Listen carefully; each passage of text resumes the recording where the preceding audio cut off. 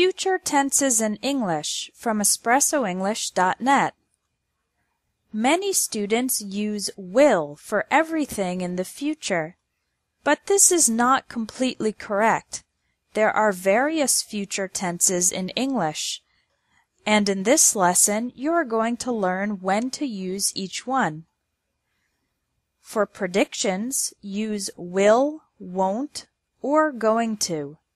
For example, the economy will improve this year is the same as the economy's going to improve this year. In general, with first conditional sentences, using the word if, we use will and won't. For example, if you practice every day, your English will improve.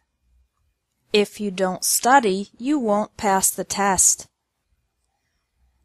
For intentions, use going to.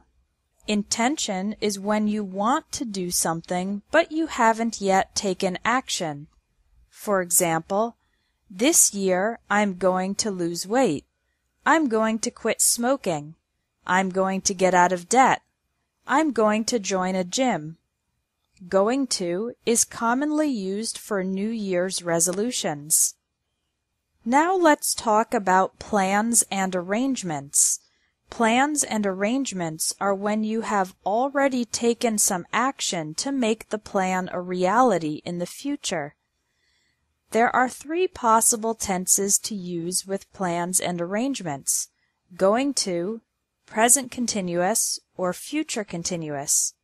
For example, you can say, "We're going to visit him next week." Using the present continuous, you can say, "We're visiting him next week." Or, using the future continuous, "We'll be visiting him next week."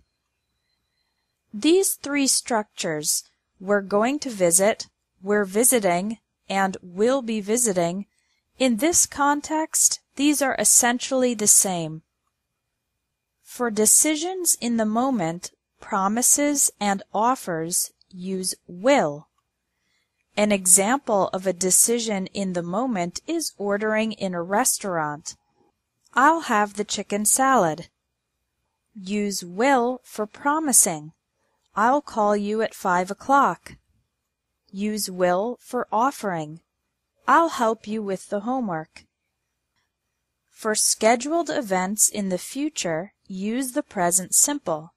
Scheduled events are things like transportation schedules, conferences and events, and things that operate on a regular schedule, like the opening or closing of a store or bank. So it's more common to say, "Our flight leaves at 8 o'clock," instead of, "Our flight will leave at 8 o'clock." The conference starts tonight, and not "the conference will start tonight," because it's a scheduled event. Finally, we have events that will be completed before a specific time in the future. In this case, use the future perfect. Imagine that right now it's 12 o'clock p.m., and I need to finish a project before 5 o'clock p.m. I can say, "By 5 p.m. I will have finished the project," because the completion of the project comes between now and 5 o'clock. The future perfect is typically used with by and by the time. Some people call the future perfect the past in the future, because I am imagining being at a future point in time, 5 o'clock, and looking back on an action that has been completed in the past. Your homework is to complete the 5 exercises under this video that will help you use these future tenses in your English today. Thanks for watching English Tips from Espresso English. If you liked this video, please share it. Learn English verbs, present continuous for future use, from EspressoEnglish.net. Most students learn to use the present continuous for actions happening at the current moment. For example, I'm studying English right now.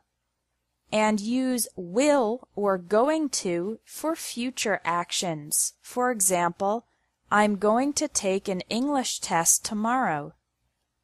But did you know that you can also use the present continuous to talk about the future?